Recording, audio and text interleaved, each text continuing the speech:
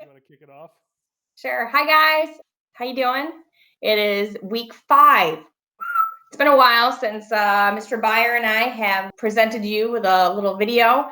Apologize. We were waiting for the proper time to kind of reconnect with you guys and have something good to talk about. It's a gloomy Monday. I'm just looking outside. It's rainy, kind of windy.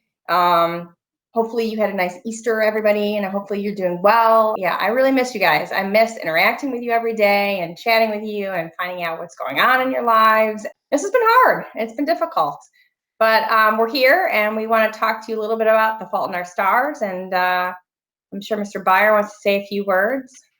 Yeah, I was just telling Mrs. Gillett that I feel like my wife and I have been handling quarantine pretty well, kind of using the time to do a lot of things that I've always wanted to do. But last week it started to kind of settle in that we're kind of in this for the long haul, and I think we still got quite a ways to go. So started to get a little claustrophobic. But if anybody out there, we love hearing from you guys. Leave comments in the in classroom, send us emails. Even if you feel like you just want to send us an email and say, hey, what's going on? So it's great to hear from everybody. It's kind of funny because Mrs. Gillette, we were talking about how we're both kind of, what do we say, extroverted introverts or introverted extroverts, right? Like the end of a week of school, I always kind of feel exhausted, but I really miss you guys in kind of messing around every day. So I feel like we'd be wrong to not like give Amanda another shout out. She has stuck with sending us the bird of the day. Way to go, Amanda. Yeah, it's been awesome. It's great. Even if I don't respond, I look forward to seeing it every day. So yeah, I'm really sad when the weekend comes because we know they end. And I also want to tell you guys, I don't know if you're interested, leave in the comment section below if you're interested in doing a Google Meet. I have not thrown that out there just because I wasn't sure if people would be interested or not, but I am, I'd be up for it if people would like to get together as a class and we can talk about some things, or if any of you are interested, or if you want to shoot me a separate email or Mr. Baier a separate email or Mrs. Whalen, let us know if you guys this is just an informal poll right now. If you're interested in catching up as a class, let us know. All right. Well, we're here to talk chapter 12, Fault in Our Stars. Yeehaw. I'm sure everybody's reading it, enjoying it, taking it in, digesting every single word. It's as actually, you always do. Yes, as you always do. I will tell you, though, I feel like of all the books we read, if you can't get someone into this one, you're going to have a tough time getting into any of them. Yes, I concur. Yeah. So anyway, in chapter 12, what happens? We have Hazel and Gus head off, and they actually meet up. They're in Amsterdam. They meet up with Peter Van Houten. Can I just start when they first start? Yeah. It feels like she's like picking out what to wear, and she's all excited and kind of nervous. It's almost like a first date. She's like, or meeting a celebrity. I put, and I don't know. I've never met a celebrity. I've never had an encounter. Yeah. Wow. I think I'd be one of those people who'd be like, Did you meet Philip Seymour Hoffman when he came to FHS years ago? From afar. No, like I didn't wasn't introduced to him. I wasn't like, hey, I'm Kim Gillette. G did. Mr. Gillette did. Yeah. I had a chance to talk to him a little bit. He was the nicest, like most down to earth guy. But yeah, I've got a couple like random. My good buddy at some point, I'll tell the stories, but he lives in Buffalo, so he's run into Bills players in the past, and like he's always got a great story. So at some point I'll fill you guys in on some of these stories because they're just like so goofy. Years ago, we were at Bills training camp, and this player Brad Smith, who played for the Jets and then played for the Bills, he signed my buddy's, like, he brought a football and Brad Smith signed it, and my buddy goes, Brad Smith just kind of like hands it back to me. My buddy goes, "Stay healthy, baby." And then Brad Smith just looked at him and walked away. There really wasn't much interaction going on, but it was just a good, goofy little. That's fantastic. Yeah. I'm trying to think of who's that Bulls player, basketball player? Do you mean Dennis Rodman? Yeah, totally. That's him. You've met him? Yeah. So G and I and his mom and his aunt were out in California and San Diego, and we were at this restaurant. And he comes wandering in with this questionable woman. Mm-hmm. And they sat down, and of course G's like, I gotta go over, right? And so he goes over, and he's like, his hand was like enormous. Yeah, sure. But other than that, that's like the only. And I remember I knew who he was, but I wasn't like, I was like, but yeah, I just never. Was it I wasn't just like excited to see him. It wasn't yeah, like yeah, right. Was it just like a like couple short Brad years Pitt came ago? walking in. Oh man, yeah. Or Ryan Gosling. Hey, I'd be pumped to see Ryan Gosling, I'll tell you what. No. But no, wasn't it just a couple short years ago that Dennis Rodman was like our like diplomat to like North Korea or something? Wasn't he like meeting with Kim Yeah. Jong-un? What a Yeah. random weird thing. Yeah. Okay. Anyway. So yeah, I Peter like Van the Houten. beginning. I like it's like you guys. I don't know. Put down if you have ever met an idol. I don't know. I'd love to hear if you've ever met like someone you wanted. You've always dreamed of meeting, or you met a superstar or something. I don't know. Be kind of cool. Yeah. I and then when they first walk into they first meet Van Houten, on page 180, the way that they describe him, I think, is funny, but also really sad when you really think about it. They describe him as a pot-bellied man with thin hair, sagging jowls, and a week old beard. Basically, they describe him that like he's almost like a dough ball where they stuck 4 sticks into it. It's really sad. It Like, is really dang. sad. And obviously, like for those of you who have seen the movie or have read through this part or read the whole book, I think it's really easy to immediately start just hating Van Houten. But one of the things I like to bring up is that obviously we got to kind of question, why is Van Houten just kind of like wearing his pajamas, and why is he so out of shape, and why is he drinking so early in the morning, and why is he so cruel to these kids? Yeah, it is. And I feel if you have seen the movie, it's not how I portrayed Peter Van Houten, or in my mind, it was not the image I created. I felt like the actor was a little bit more, I don't know, vibrant in some ways. But I still think the actor did a good job, Willem Dafoe. But yeah, it's really sad. I mean, I don't know if you guys caught up on that, but drinking as much as he was drinking that time of day, Yeah. not a great sign of health. No, no. The other thing too is Hazel's showing up because she's got to figure out what happens after the book ends, right? Like that's a Right. really important thing to her, and I think that's something else we have to think about too. Is why is that so important to her that she figures out what happens after the book ends?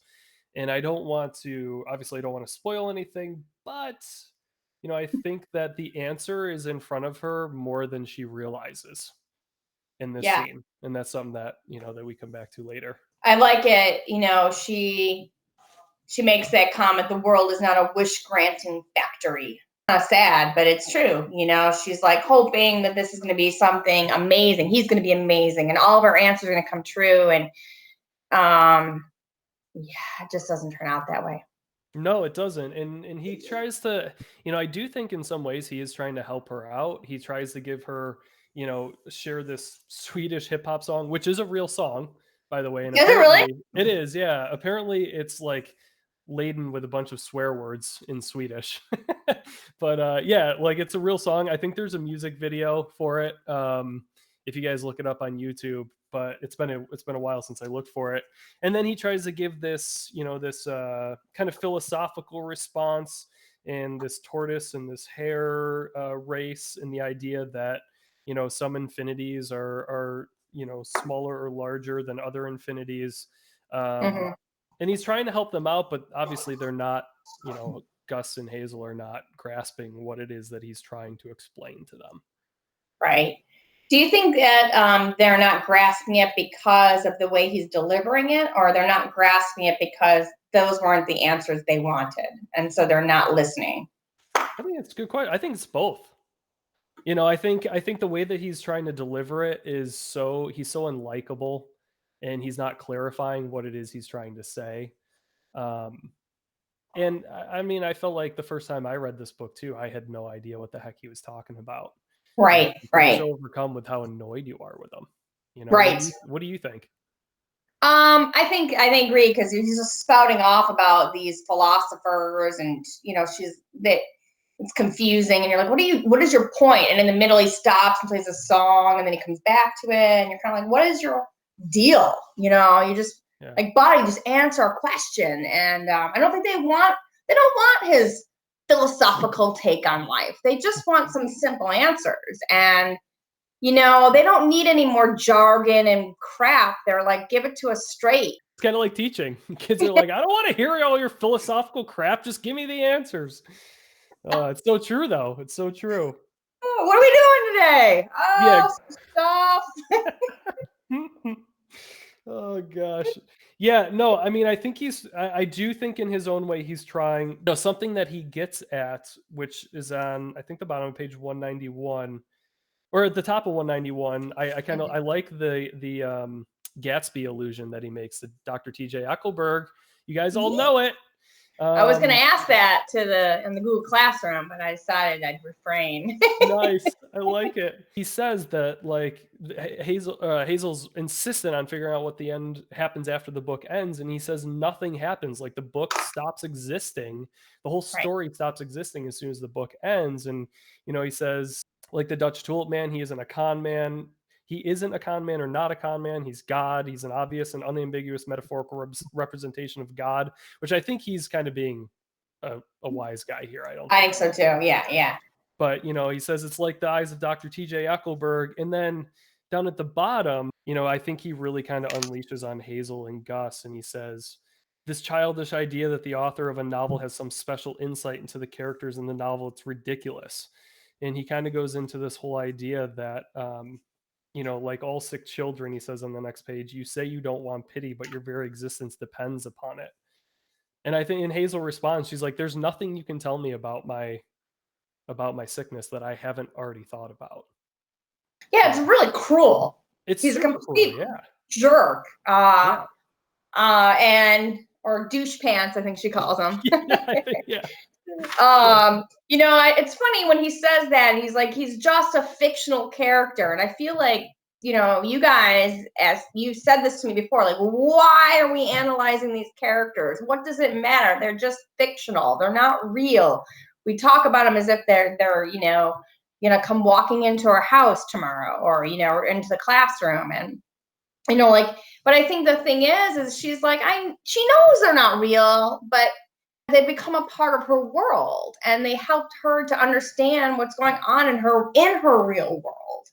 And he's being so cruel to be like, it doesn't matter, and it's, you guys just want everybody to cater to you. And she's like, I just wanted one simple answer. Could you just, and all I need to do was be like, okay, yeah, he marries her. He could have just given her some crazy off the cuff answer and everything, and gone on their day. Instead, he's got to be such a complete jerk. He's got to win. He's got to prove his point. I don't know what he's got to do.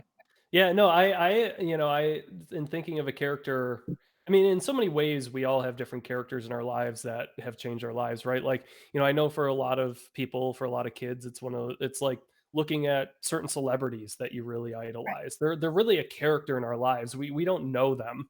Their existence to us really has no bearing on our own existence, other than the way that we see them and think that they're a part of our lives. But it's like, when I think of a character, I think like Atticus Finch for me is a character that every time I read or reread, To Kill a Mockingbird, I mean, he's just such an incredible character. But that's another good question. I'd be interested to hear if people have characters, like even from movies, or certain celebrities or musicians you look up to as characters, and who they are. That would be, because I think that's exactly what she's feeling. They feel real, feel very real. I think you're right.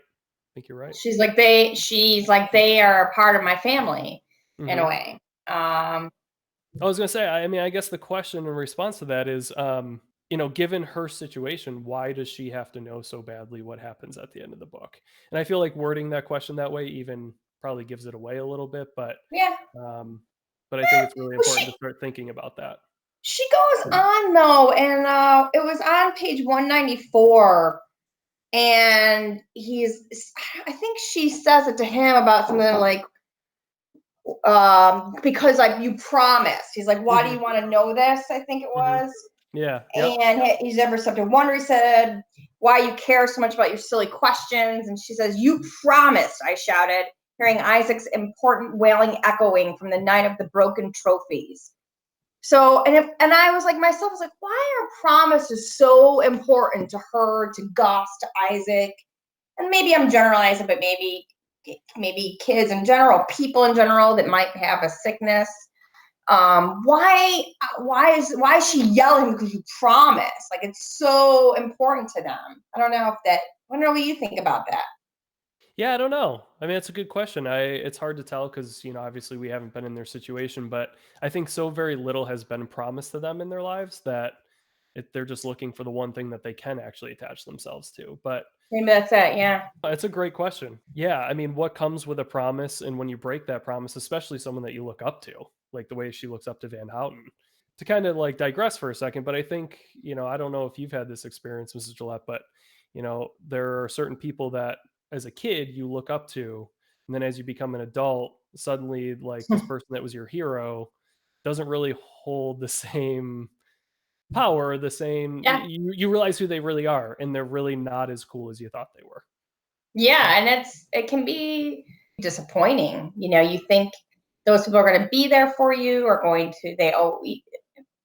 it's hard to then realize that they're not who they are. Yeah. And it feels like everything before that was a lie or fake or Yeah. wasted energy. I don't know. Yeah, and I do think, I mean, depending on the person and the situation, I do think devastation to a certain extent, like some emotional devastation where yeah, all of a sudden the way that you viewed somebody or something, or the way that you thought they viewed you totally changes. It's really Yeah. hard to deal with. But yeah, I mean, Van Houten, I guess he didn't really make any, even in his correspondences, which I wonder if he really wrote them or if Levi wrote them, but like he wasn't very kind in his correspondences, is what I'm trying to say. Right. So I don't think he led them on too much, but No. obviously just the way they attached themselves to the book, or like the book, that's kind of what led them to think that they would like him. Right. I don't know. Yes. And in reality, he's nothing like the people in his book. Which I Well, think, yeah, yeah. which I think is also a really good. I mean, I think many things have happened throughout my life. Like I think of, like the downfall of someone like Tiger Woods, for example, years ago, Right. right? In 2008, where we have all these people in life that we do idolize, that so many people idolize, and people forget that they're just as imperfect as everybody else. And there's really nothing that separates us from Tiger Woods other than that he's really good at golf, I and was he going to makes a say lot. talent of it. Yeah, well, and he makes a lot of money because of it. Right. Like those are the only. But like there's so many things that other people are great at that they're never recognized for and never make. I Right. don't know. Absolutely. Absolutely. Let me go back a little bit. I just have to say that I'm glad that Hazel speaks up, and because I think that is she needed to say those things. Otherwise, she would have regretted not speaking up to him and telling him what she really thinks of him. I think that that's important, that he knew whether it makes a difference or not in his life. It's not a matter of that. I think it made a difference in her life, that she's like, you know what, you jerk. Yeah. Like, I just wanted some answers, and you can't give them. And then they kind of let it go. She's like, well, okay. And they move on. I think it's devastating for her, but in some weird way, I sort of feel like, and so maybe he was doing this on purpose for her to let go of the book and maybe live her life. I don't know. Let go of him. Sometimes people push others away. I like that they're like, all right, let's go to Anne Frank's house. I'll get the heck out of here. And, and let's not go and sit at some cafe and wallow about this for hours. Right. Totally. Yeah. No, they do a really good job of moving on, and I do like that Levi kind of leads them through that. It's cool that she's like someone who obviously is working for him, but then she sees him for what he is and tries to Right. make up for it, which is cool. Right. She seems like a cool person. She does, yeah. What I was thinking about was when they're in the Anne Frank house, and for you guys that if you want to look this up on page 202, they're talking about Otto's letters and how he was the only one of his family who survives, and how kind of sad that was. And Gus is like, are there any more Nazis still alive? And he's like, that's what we should do, Hazel, Grace. We should team up and be this disabled vigilante duo roaming through the world, righting wrongs, defending the weak, protecting the endangered. And it goes back to what you were saying the first time we talked about when he's playing that video game. Mm-hmm. And, I feel like Gus wants to save and Hazel wants to remember. I don't know. Mm-hmm. She wants there to be for people to be remembered. She wants to be remembered. And he just wants to like save. It's kind of an interesting, the dichotomy between the two of them. Which does deviate a little bit from who she was at the beginning when she talks about oblivion. Right. And when she exchanges with Van Houten and Gus and Hazel. Yes. And where they're talking about that even after like Stone and everything that's been written moves on or kind of ends, that the only way that people will be remembered is like through memory. There's nothing more powerful than memory. And at the beginning, Hazel says that everything's going to end in oblivion, so what's the point? But now, as you and I were talking about before we started this meeting, is that she mentions seeing Anne Frank's name and then right beneath them for Aaron Franks, and she says that she promises to remember them and to even to pray for them. She says, Right. which obviously is speaking to the point that she does care about legacy a little bit. She does care about the idea of being remembered. And I think I think a lot of people you guys talked about this in my question last week, which was, why does she go to Caroline's Facebook page? And a lot of you were like, well, a lot of you were like, she wants to find out what Caroline looked like because Gus dated her. And, she just wanted to find out who she's curious. But a lot of you kind of really zeroed in and were like, I think she wants to know what people are saying about Caroline after she's gone, because that could be her. And, I think all of your answers were really good. If you dug down that deep, though, that was really good. That was very insightful. I don't remember if I mentioned this last time, so I apologize if I did. But yeah, Facebook and social media is an interesting development for those who have passed away.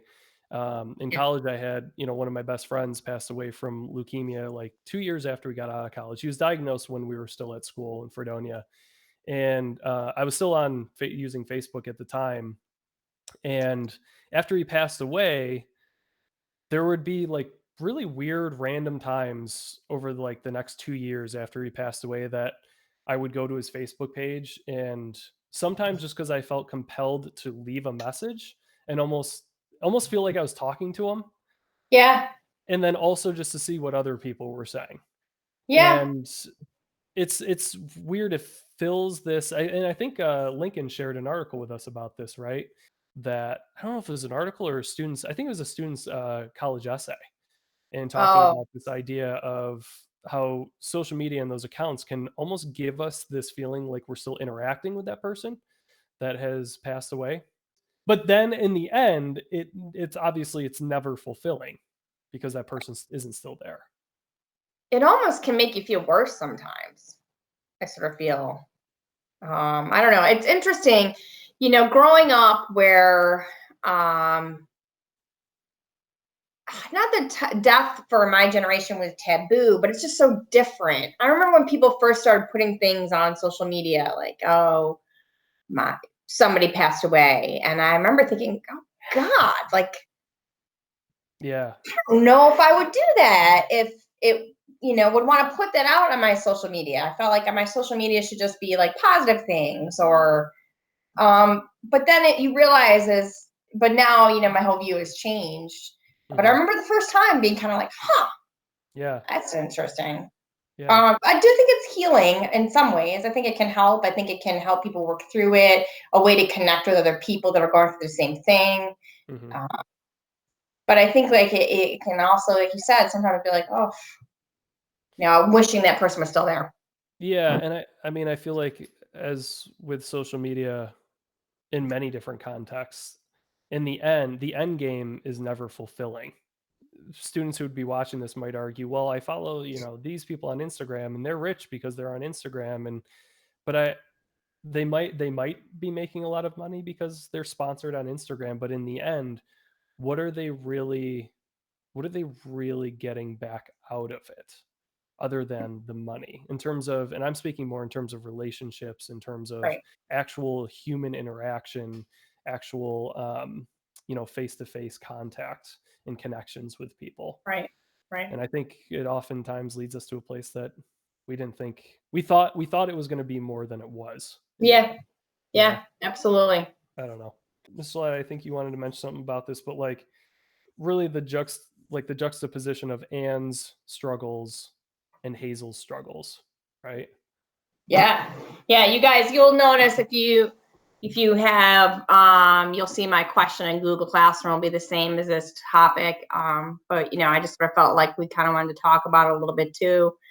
My question is, why does she feel she owes it to Anne to like climb all these stairs? I mean, it is clearly taxing on her body. It is a huge struggle. And yet she's like, nope, I'm gonna do it. And I mean, once she's going forward, it's kind of like Macbeth. She's in so far, she can't really go backwards. Yeah. You got to keep going forward to get out of the place. Why did she says, I feel like I owe it to her. And never knew her and was, died long before Hazel Grace was born. What is she, I wondered if you guys stopped and thought about it a little bit, like what could she possibly owe Anne Frank? Yeah, and she that quote is toward the bottom of page 199. Thank you. She says, I mean, because she was dead and I wasn't, because she had stayed quiet and kept the blinds drawn and done everything right and still died.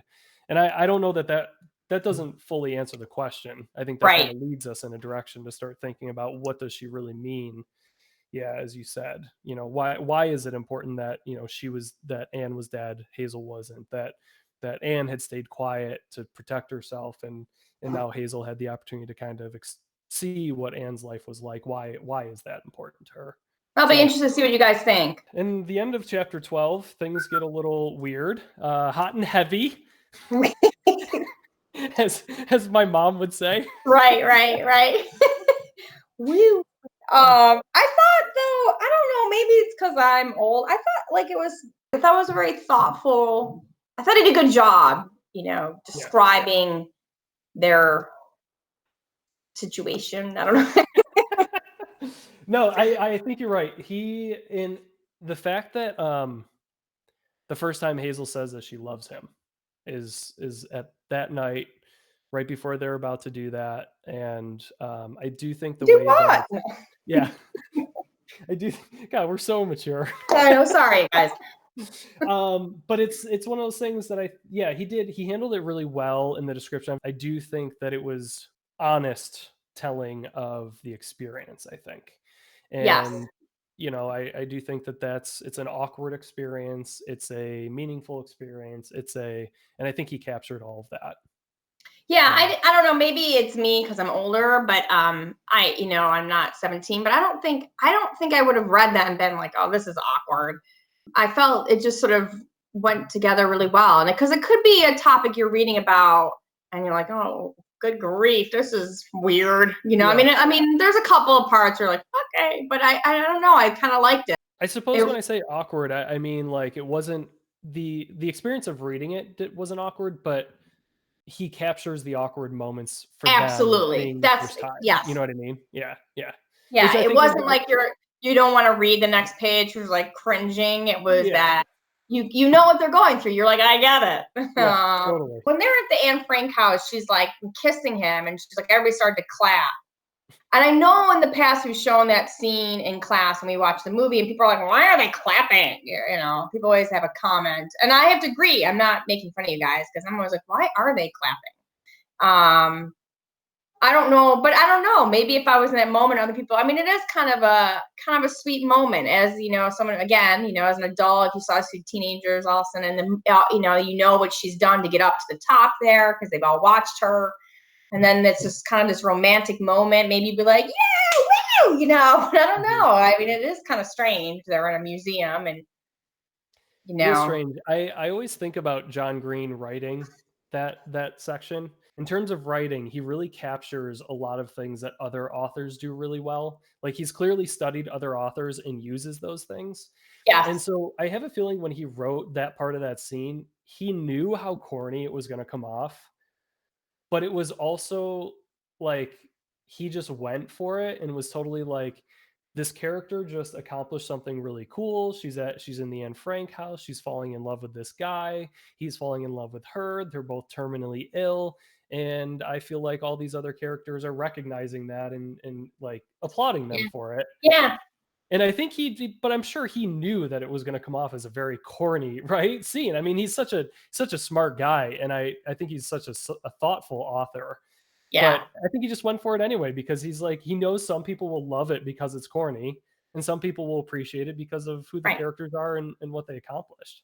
I have to agree, and I like your interpretation. I have to agree with that. I also think, people are a little bit different in other countries. I feel like in America, I don't know, maybe it would happen here, but I feel like, I don't know, not that in New York Americans City. are romantic, but I feel like when I've gone to other places, I haven't been to that many places, mind you, but people have seemed a little bit more in touch with their emotions sometimes. I don't know.